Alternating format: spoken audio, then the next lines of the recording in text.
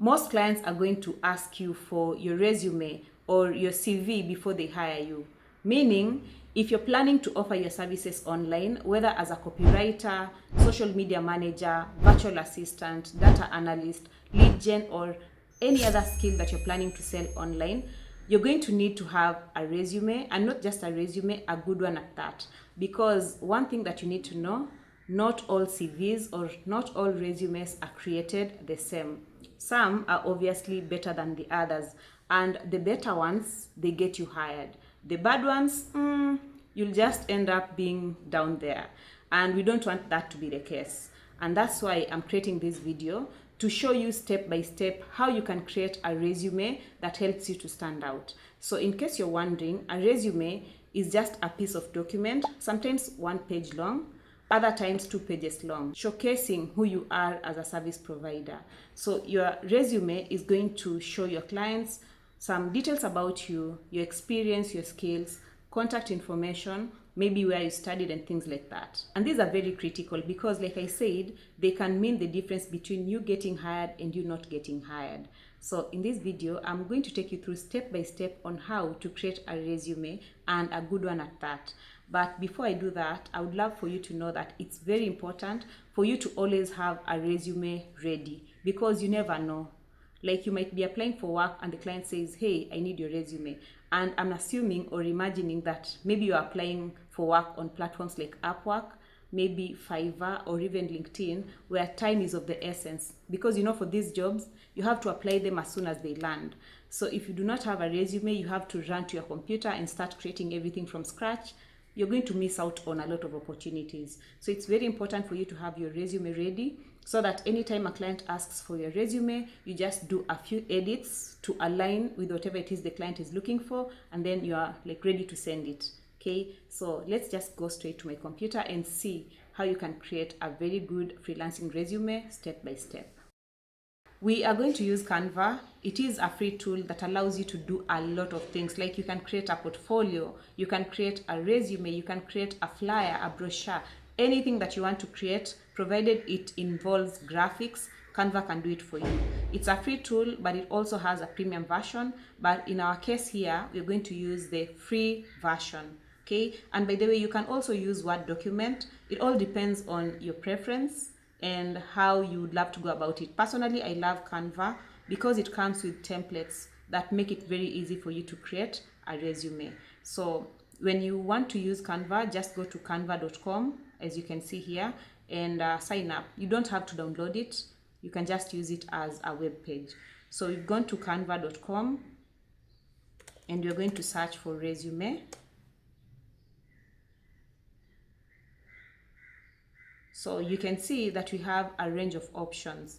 If you're offering virtual assistants, you can go and find a resume that aligns with that. And by the way, you can also just narrow down your focus and say virtual assistants resume. Or if you're offering data analysis, you can do the same. If you're offering content writing, you can do the same. Or alternatively, you can just pick any template that you prefer and go ahead and edit it. Now I'm going to open one that I feel aligns with whatever it is I want to do. Personally, I do not love resumes with images. Again, it's a matter of preference. If you want one with images, you can go ahead and pick a template with image. But if you don't want one with images, then you can find one that has no images, like this one, for example. And also, just to point out, because I've said Canva is free, like, if you want to take advantage of the free features, kindly avoid the templates that have the crown icon on it, because these ones are premium, and even if you manage to edit one, you're not going to be able to download it unless you pay for it. So go for templates that do not have the crown icon on it, and this is a good example. This is another good example. All these do not have that icon. So like I've said, I prefer a resume with no image, so I'm going to go with this one, and I've just clicked on it, and then I'm going to click customize this template. Here we have it. Now you realize that it's a bit small, the words are a bit small, so I'm going to use the sliding scale to at least bring it closer to the screen like that, and make it easier for me to edit it. Now this is a template, and again, it has almost everything that we need in terms of the H2s, so the titles. Now what you're going to do is just to edit out the name. So I'm going to write my name like that, and then here you can see that we have the street address, we have the phone number, we have the email address, as well as the website. But personally, in my experience, I honestly do not see why you need to include your street address. So if I were creating a resume, I would just scrap off the street address unless the client asks for it. And in this case, I'm working as a freelancer, so I don't see how the street address is going to help out. So I personally would remove the address, the physical address. I would also remove the phone number, because I've never gotten a client call me directly through my phone number. If they want to contact me, they always use Skype. So these VoIPs, they either use Skype or sometimes they use Google Meets or Zoom. So I don't see why I need to include my phone number in the resume. So I would leave my email address, info at something like that, right? As well as the link to my portfolio if I have one. So I can just use those two, okay, like that. If I have a LinkedIn profile, I would go ahead and add the LinkedIn profile as well. So things that are important, at least to the best of my knowledge. Now here under summary, the summary can be dubbed as summary or about me.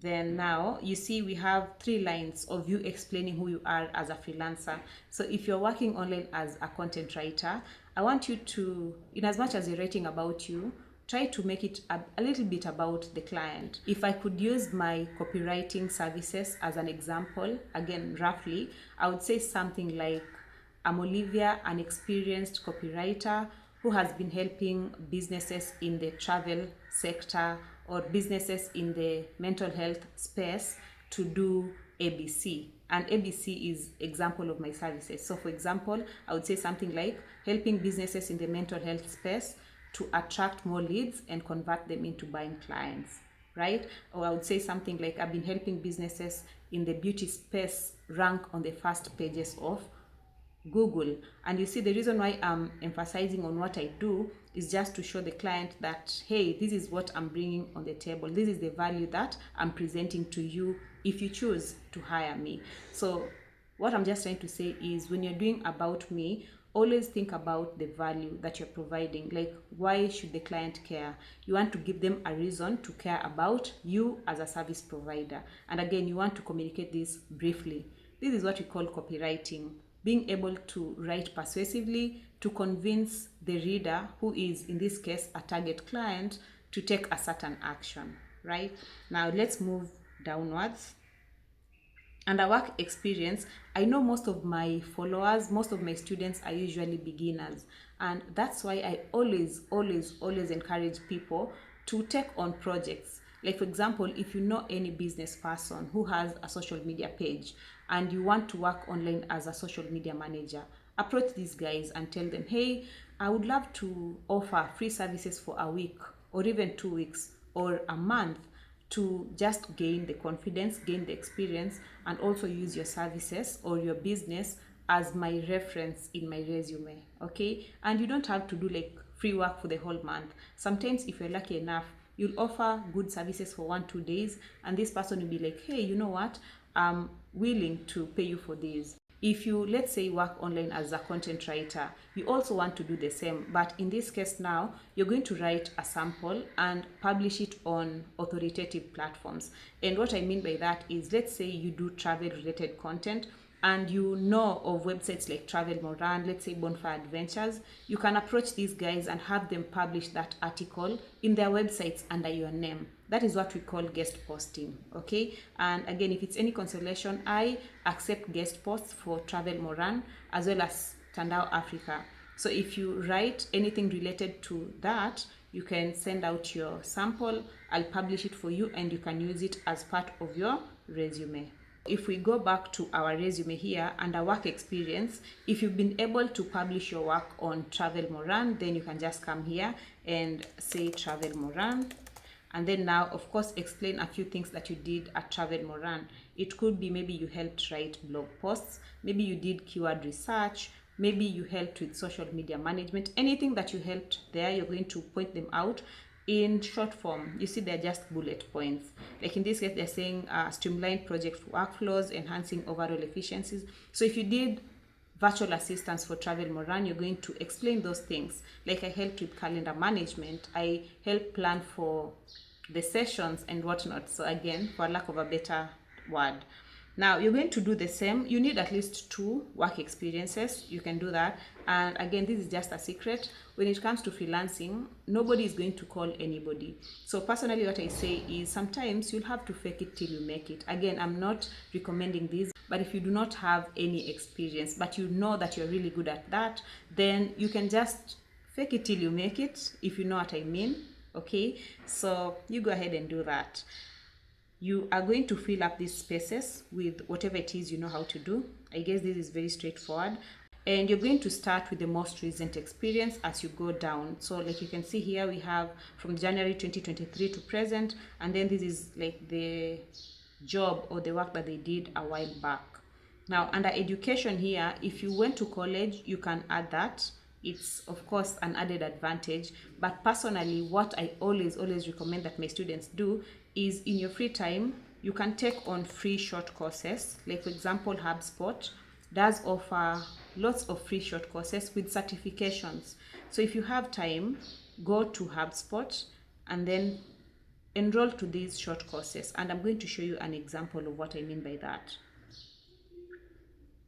So here you can see that we have courses and certifications, and if I scroll down a bit, you can see that we have here social media listening and monitoring, okay, content marketing. This is an 8-hour course and it comes with a certification. This is a very good course for you to take on. Like once you're done with this course and you pass the exam, you're going to get a certification which you can add in your resume. Now let's scroll down a bit. We have another one, digital marketing, 3 hours long, and it comes with certification as well. Okay, digital marketing fundamentals, 26 minutes. This one doesn't have a certification, but something good to just add to your resume. Okay, so in your free time, go ahead and take on these short courses. And HubSpot is just one example. I think I've made a video on platforms that offer free courses. We have Google, Grow with Google. It also offers free courses with certification. We have Harvard University. By the way, it also offers free courses, but without certifications.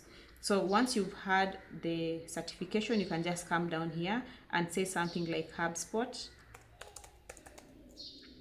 And HubSpot is it's a recognized entity. So if you add it on your resume, it's going to at least add for something, right? So HubSpot, digital marketing course at HubSpot, and then now you explain what you did there.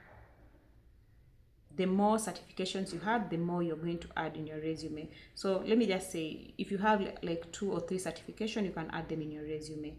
And then any additional information, they're saying technical skills and whatnot. So I would change this and say something like skills. And then now under skills, you want to elaborate on the skills that you have. So let's say you are working online as a content writer. What skills do content writers have? Something like research, because you need to know how to research. You need to know how to edit. So editing is also part of the skills. Attention to details, because you need to catch the grammatical errors and things like that. For virtual assistants, you can say something like bookkeeping, if you know how to do bookkeeping. Travel management, you can say calendar management, scheduling.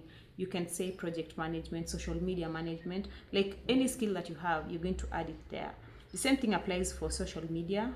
Just think about the skills that you already know how to offer. So this is brief.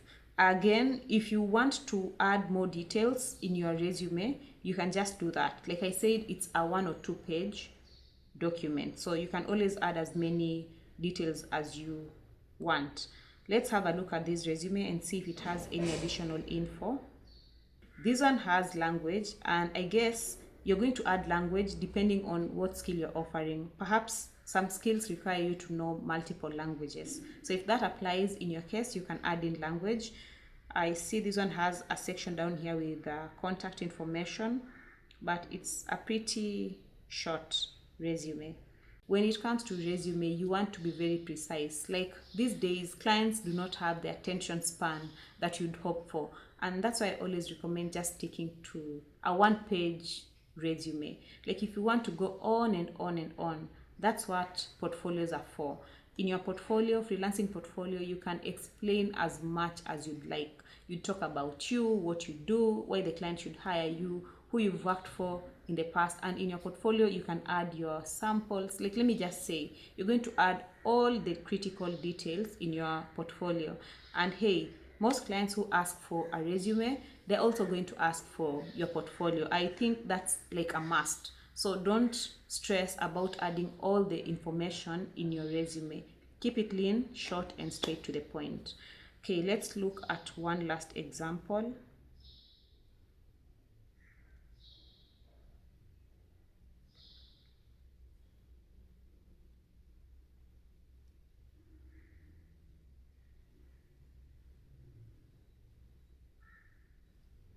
Okay, so here we have one, and it pretty much has most of the details that the other one had. Now, there's one critical piece of information that I had forgotten to mention, and that is your title. So if you're working online, like, what skill are you offering? Are you a content writer? If you're a content writer, which niche have you decided to specialize in? Because you can be a content writer, a general content writer. Most clients do not want to hire a general content writer. So it's very important for you to narrow down your focus to one area. So instead of calling yourself a content writer, you can say something like a travel content writer, an SEO copy writer, or a beauty writer. If you're a virtual assistant and maybe you've specialized in one area, something like lead generation, you can call yourself a lead gen virtual assistant, or a social media virtual assistant, or you can even call yourself an executive virtual assistant. So it's very important for you to specify that at the top, so that when the client sees your resume, from the get-go, they get to know what this person does, which area they've specialized in. In this case, this person works as a senior data analyst. Then we have the summary, we have the experience, the companies they've worked for. Again, you can check the chronological order. Education is there. I don't know, certification.